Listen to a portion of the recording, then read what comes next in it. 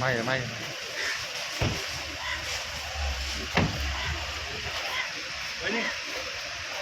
अभी अभी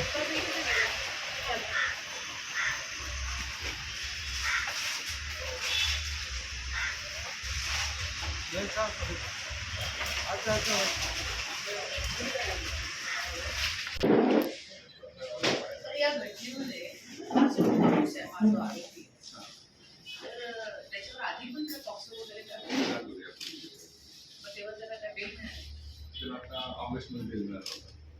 ऑगस्ट हां त्याच्यामध्ये असं त्याच्यावर तरी मेडिकल काय बेडा म्हणून आता सोडू नका का त्याला 2 तारखेपासून मिळाले.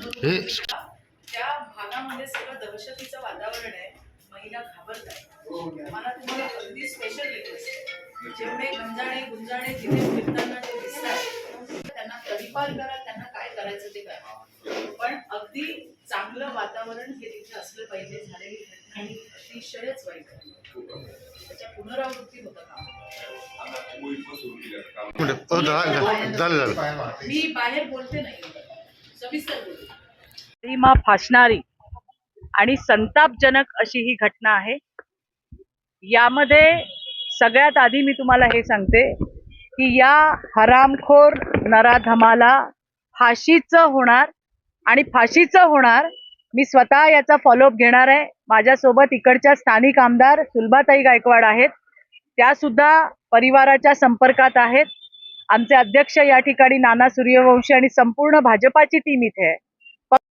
नाही तर एक व्यक्ती म्हणून आम्ही सगळेजण त्या परिवाराच्या सोबत आहोत। आम्ही सगळेजण मिळून स्वतः त्याचा फॉलोअप घेणार आहोत आणि त्यासाठी या ठिकाणी आज मी कल्याणला आली आहे। त्या परिवाराची आम्ही भेट घेतली गेल्या 4 दिवसांपासून। मला वाटतं बरेच याच्यामध्ये आमच्या स्थानिक आमदार आणि सगळी टीम ही त्यांच्या संपर्कात होती।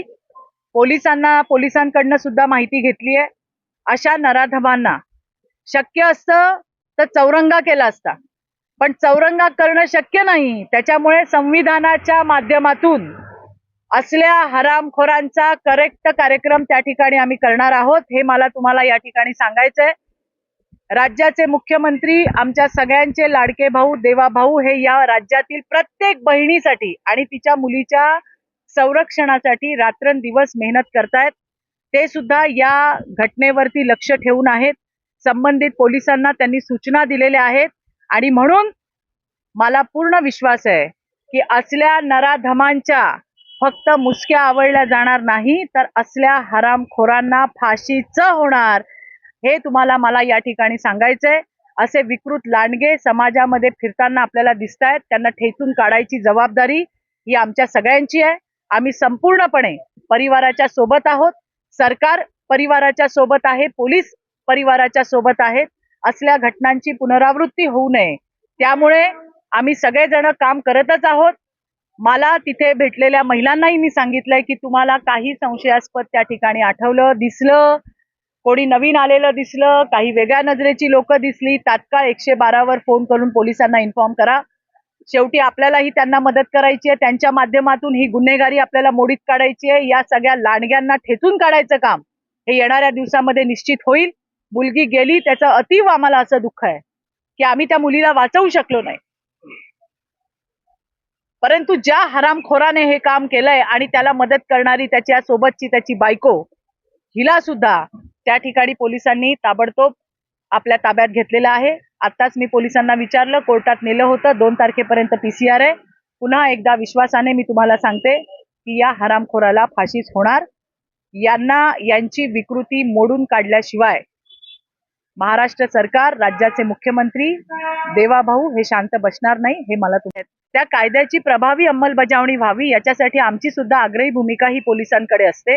मी आल्यावरच पोलिसांना विचारलं गुन्हा किती वाजता दाखल झाला, किती वाजता पालक आले, ज्याच्यावरती नेहमी सगळ्यात पहिल्यांदा आक्षेप असतो। पोलिसांनी सगळी माहिती दिलेली आहे, तुमच्याकडे ती माहिती आहे म्हणून मी रिपीट करत नाही।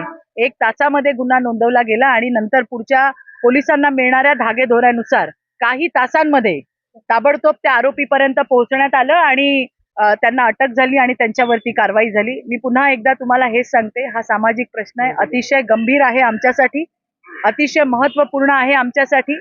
अतिशय जिव्हाळ्याचा हा प्रश्न आहे की आपल्या राज्यातल्या बहिणी आणि त्यांच्या मुली सुरक्षित राहाव्या याच्यासाठी सरकार सुद्धा काम करते. मुख्यमंत्री स्वतः या विषयावरती सतत लक्ष ठेवून आहे, पोलिसांना सूचना देत आहेत आणि त्यामुळे असे कितीही सर्टिफिकेटवाले असले, त्यांच्या मागे कितीही मोठा बाप असला तरी सगळ्यांचा मोठा बाप देवाभाऊ या राज्याचा मुख्यमंत्री आहे आणि बहिणींच्या आणि त्यांच्या मुलींच्या संरक्षणामध्ये आमचा देवाभाऊ कुठल्याही पद्धतीची त्या ठिकाणी गय कोणाची केली जाणार नाही. कोणी कितीही मोठं असू दे, त्याला गाडल्याशिवाय या विकृतीला गाडल्याशिवाय देवाभाऊ गप्प बसणार नाही, हा आमच्या सगळ्या बहिणींना विश्वास आहे. संदर्भामध्ये मुख्यमंत्र्यांशी आम्ही हा जो इथे जी घटना अर्थात पोलिसांनी तर दिलीच असेल, पण आम्ही सुद्धा आमच्याकडनं ही जी नोंद आहे ही आम्ही मुख्यमंत्र्यांपर्यंत नक्की पोहोचवू. देणाऱ्या डॉक्टरांचं काय जे अशा पद्धतीने तेच सांगतेय मी, आज आम्ही ते मुख्यमंत्र्यांपर्यंत पोहोचवू. कोणी सर्टिफिकेट दिलं, कुठल्या डॉक्टरने दिलं, असं अजून किती जणांना दिलं, या सगळ्याची छानबीन करण्याचं काम हे येणाऱ्या दिवसामध्ये होताना आपल्याला दिसेल. एक आई म्हणून जर मला विचाराल तर मी सांगेन आमच्या ताब्यात द्या, आम्ही त्याचा काय करायचं ते आम्ही करतो, कशा पद्धतीने त्याला हाल हाल करून त्याला आम्ही मारायचं ते आम्ही मारतो. एक आई म्हणून मी हे म्हणते. पण तुम्हालाही माहिती आहे की संविधानाची आपल्याला ज्या चौकट आहे त्या चौकटीमध्ये राहून आपल्याला कार्यवाही करावी लागते. बदलापूरच्या केसमध्ये त्या आरोपीने पोलिसांवरती हल्ला केला होता आणि म्हणून पोलिसांनी स्वतःच्या संरक्षणासाठी त्याला गोळ्या घातल्या होत्या. याच्यामध्ये मी तुम्हाला एवढंच सांगते, संविधानाच्या चौकटीमध्ये राहून जी कठोरात कठोर शिक्षा आणि ती म्हणजे फाशी, त्याने एका मुलीचा बळी घेतलाय, एका जीवाला संपवलंय, एक घर उद्ध्वस्त केलंय. अशाला उद्ध्वस्त केल्याची शिक्षा ही त्या ठिकाणी मिळणार आणि ती शिक्षा म्हणजे फाशी आहे. चांगल्यात चांगले सरकारी वकील आम्ही त्या ठिकाणी देणार आहोत. आत्ताच नाना मला म्हणले की कल्याणमधल्या सगळ्या कोर्टचे सगळे जे वकील आहेत त्यांची सुद्धा ते बैठक घेणार आहेत, ते त्यांना जाऊन भेटणार आहेत आणि अशा पद्धतीने आपण मुलगी आणि तिच्या परिवाराला न्याय देण्याचा प्रयत्न करणार आहोत. पोलिसांकडनं ही माहिती घेतली की मागच्या वर्षीच पॉक्सोच्या गुन्ह्यामध्ये त्याला बेल मिळालाय आणि बहुतेक कुठलं तरी मनोरुग्णाचं सर्टिफिकेट त्याने त्यावेळेला कोर्टात प्रोड्यूस केलं अशी माहिती मिळते.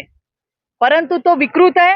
बाहेर आल्यावरती त्याने जी विकृती केली आहे, त्याने एका मुलीचा जीव घेतलाय, एका मुलीचा बळी घेतलाय. त्याचा खोटेपणा हा लक्षात आलेला आहे कोर्टाच्या सुद्धा आणि पोलिसांच्या सुद्धा. या वेळेला त्याची कुठलीही अशी क्लुप्ती इथे चालणार नाही. या हरामखोराला फाशी होणार. पोलिसांनी त्या पद्धतीने त्यांची कारवाई चालू केलेली आहे. एवढंच नाही, या भागामध्ये आणखीनही असे लोक आहेत, स्थानिक महिलांनी सांगितलं, मुलं येतात, गंजाडी आहेत, आणखीन तिथे उपद्रव करतात, अशांनाही सोडण्यात येणार नाही. सगळ्यांवरती कठोरात कठोर आम्ही कारवाई करू.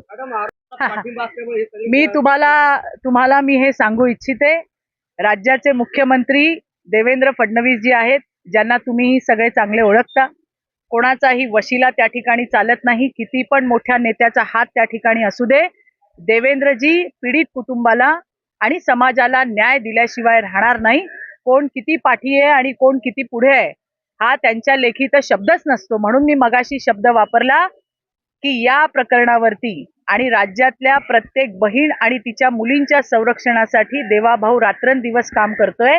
म्हणून या हरामखोरांच्या फक्त मुसक्या आवळल्या जाणार नाहीत, तर यांना फाशी होणार, हे तुम्हाला मी सांगते. भर गए है, जे गुन्हेगार आहेत त्यांचे देवाभाऊ आलेले आहेत. काळजी करण्याचं अजिबात काम नाही. पोलीस एकदम ऍक्शन मोडवरती आहेत आणि असे जितके पण कल्प्रिट्स आपल्याला त्या ठिकाणी दिसत आहेत, ज्यांचे रेकॉर्ड पोलिसांकडे आहे, एकाला सुद्धा सोडण्यात येणार नाही. येणाऱ्या दिवसामध्ये कल्याण पोलिसांची धडक मोहीम तुम्ही संपूर्ण शहरामध्ये बघाल.